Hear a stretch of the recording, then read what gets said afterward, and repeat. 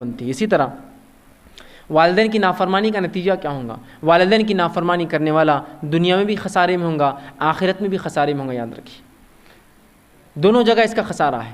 اس سے پہلے کہ میں آگے بڑھوں، ایک بات کی وضاحت ضروری سمجھتا ہوں یہاں کہ بہت سی مرتبہ یہ ہوتا ہے کہ جب میں خود بوڑھا ہو جاتا ہوں تو مجھے لگتا ہے کہ اپنے باپ کی خدمت کرنا یہ شرم کی بات ہے۔ بچوں تم دباؤ، پوتے پاتیوں کو کہتا ہے، نواسوں کو کہتا ہے فلاں کرو، والدین آپ کے ہیں، یہ خدمت آپ کو ہی کرنا ہے۔ پوتے کر دے الگ بات ہے، ہوتا ہے نا، بہت سی بار انسان بڑا ہوتا ہے تو شرم آتی ہے باپ کی خدمت کیسے کرے۔ شرم کی بات نہیں، وہ آپ کا اگر باپ ہے تو آپ کا ہی حق ہے اس کی خدمت کرنا، آپ کے بچے کرے نہیں کرے وہ ایک الگ مسئلہ ہے۔ ہوتا ہے نا، شرم آتی ہے، باپ بوڑھا ہے، میں بھی بوڑھا ہوں، اب میں کیسے اس کے پیر دباؤں؟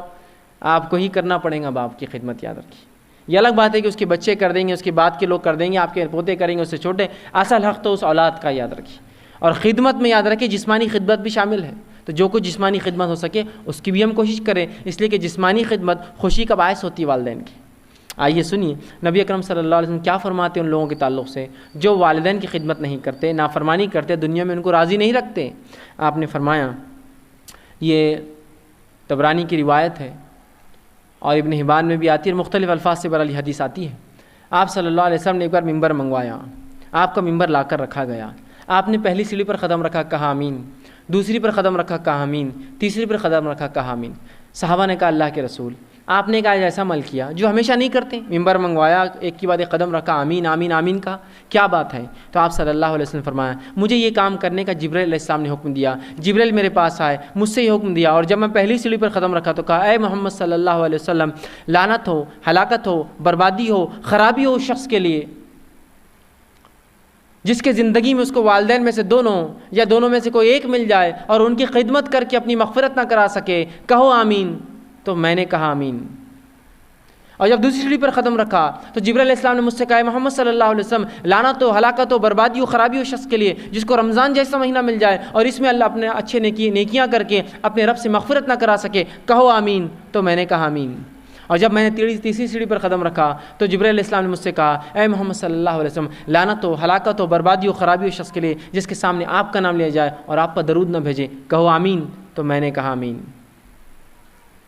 تو نبی اکرم صلی اللہ علیہ وسلم نے بد دعا دی اس شخص کو جو والدین کو پالے دونوں یا دونوں میں سے کوئی ایک اور ان کی خدمت کر کے اجر حاصل نہ کر سکے، یاد رکھیں، ثواب حاصل نہ کر سکے، مغفرت نہ کروا سکے۔ دوسرے الفاظ میں والدین ذریعہ ہے دنیا میں رہتے ہوئے اپنی آخرت کی مغفرت کرانے کا، تبھی تو کہا لعنت، ہلاکت، بربادی، برائی اس شخص کے لیے جو والدین میں سے دونوں کو پالے یا ایک کو پائے اور خدمت کر کے مغفرت نہ کرا سکے، مطلب یہ ذریعہ ہے مغفرت کا۔ بلکہ اس دین نے تو ایسا ذریعہ بتایا کہ اپنے ماں کے تعلق سے رسول اللہ فرماتے ہیں کہ ماں کے قدموں کے نیچے جنت ہے۔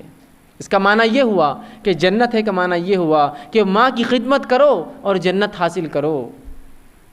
بہت سے جو ہے سلف صالحین کے تعلق سے واقعات آتے ہیں کہ کسی نے پوچھا بھائی کہاں تھے، کب سے آواز دے رہے تھے، کب سے آپ کے انتظار کر رہے؟ تو کہا میں جو ہے جنت کی سیر کر رہا تھا۔ کسی نے پوچھا یہ کون سی بات ہوئی؟ تو کہا ماں کی خدمت کر رہا تھا۔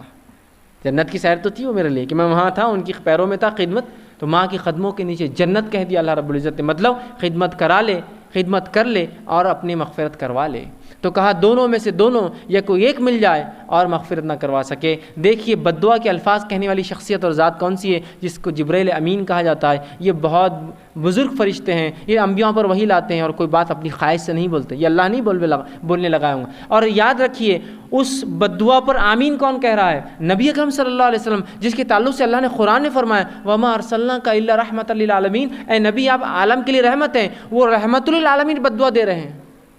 انبیاء علیہ الصلوۃ والسلام عموماً اپنی قوموں کو بد دعا نہیں دیتے۔ نوح علیہ السلام نے 950 سال دعوت دینے کے بعد بد دعا دی، 950 ایئرس۔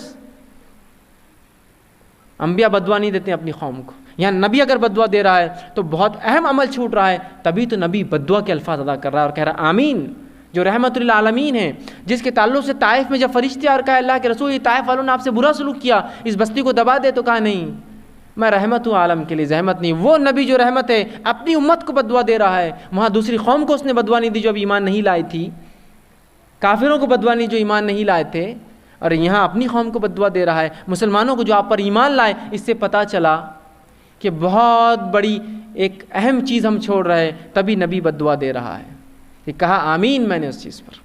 تو اندازہ لگا لیجئے اگر والدین کو جو ہم خدمت کر کے اپنی جنت نہ بنا سکے، دنیا میں مغفرت نہ کرا سکے، تو لعنت، ہلاکت اور بربادی ہے۔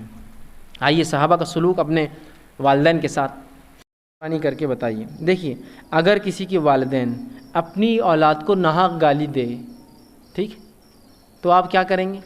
میں آپ سے ایک سوال کرتا ہوں، اگر کوئی محلے کا سب سے بڑا غنڈہ آپ کو ناحق گالی دے تو کیا کرتے آپ؟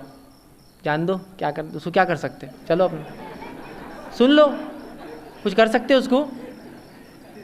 کر سکتے کیا اس کو؟ آپ سن لو اس کی گالی، اس لیے کہ نہیں سنیں گے تو زیادہ دیر دیں گا، سن لیں گے تو 2-4 بار دے کے بند ہو جائیں گا، ہے نا؟ ہے نا؟ یہ ہوتا نا. تو جب وہ غنڈے سے ڈر کے آپ بند ہو جا رہے ہیں تو والدین کا مقام بہت اونچا ہے، دینے دیجیے اگر دے رہے ہیں تو. آپ یہ بول سکتے کہ دیکھیے اگر مجھ سے کوئی غلطی ہے تو معافی چاہتا ہوں، لیکن گالی دے کے آپ کا کیوں آپ اجر وہ کرے، ضائع کرے مجھے گالی دے کر؟ نہیں میرے کو دینا ہے، میں تو ایک گالی، تو ٹھیک ہے اب آپ دینا چاہے تو کوئی مسئلہ نہیں، یہ کرنا پڑے گا. نہیں میرا باپ میرے کو کیسا گالی دیتا ہے، ایسا کیسا ہوتا؟ دینا تو کیا ہوتا. بچپن میں بھی توتلے بنے آپ نے کہیں گالیاں ان کو دی ہوں گی، انہوں نے خاموشی سن لی ہوں گی. سن لیجیے، دے رہے ہیں، گالی گلوچ کرے، بھائی 20 بچوں کے سامنے کرے، میری کیا عزت رہ جائیں گی؟ ارے آپ کی عزت ہی کہاں ہوتی ہے اگر وہ آپ کو پیدا نہ کرتے تو جس سے عزت جڑی ہوئی ہے بولنے دیجیے اس کو جو بولتا ہے. بات سمجھ رہے نا؟ اس کا مقام نہیں گریں گا، میں بتانا چاہ رہا ہوں. سمجھ رہے نا آپ بات کو؟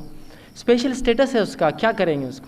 اگر اس کا مس یوز کرتے ہیں آخرت میں وہ جواب دیں، میں کیوں اس کو مس یوز کر، میں تو برداشت کروں گا، آپ گالی دو، گلوچ کرو، میرے بچوں کو مارو، میرے کو اذیت دو، بیوی کو فلاں، میں تو جواب نہیں دینے والا. میرا تو معاملہ یہ ہے، آپ کا معاملہ ہے، آپ دیکھیے اپنے رب کیا جواب دینے والے. آپ ان کو تاکید کیجیے، آپ ان کو نصیحت کیجیے، آپ ان کو آخری یاد دلائیے، آپ ان کو لیکن آپ پلٹا کر جواب نہیں دے سکتے کسی بھی حال میں. تو بس ماں باپ ہے، کیا کرتے اب؟ دے رہے گالی دینے دیجیے، کوئی مسئلہ نہیں. سمجھائیے، یاد دہانی کیجیے، آخری یاد دلائیے، کیوں اپنے نام البر. لیکن سب کے باوجود بھی آپ ان کو گالی نہیں دے سکتے کسی بھی حال میں، کسی بھی شکل میں، کسی بھی صورت میں. یہ تو بات طے ہے. اسپیشل پریویلیج ہے ان کا، اسپیشل رائٹس ہے ان کے، خاص حقوق ہے، خاص پوچھ ہے. غلط استعمال کریں گے اللہ کو جواب دیں، غلط استعمال کریں گے مجھے جواب دے نہیں ہے. جیسا کہ ایک ایمبیسیڈر ڈپلومیٹ ہوتا ہے، اپنے ملک کو جواب دہ ہے، وہ اس ملک میں اس کو سزا نہیں دی جاتی. جو لوگ قانون پڑھتے ہیں وہ جانتے ہیں یہ چیز. مرڈر بھی کرتا ہے تو کیس وہاں چلے گا اس کا، یہاں نہیں چلتا ہے.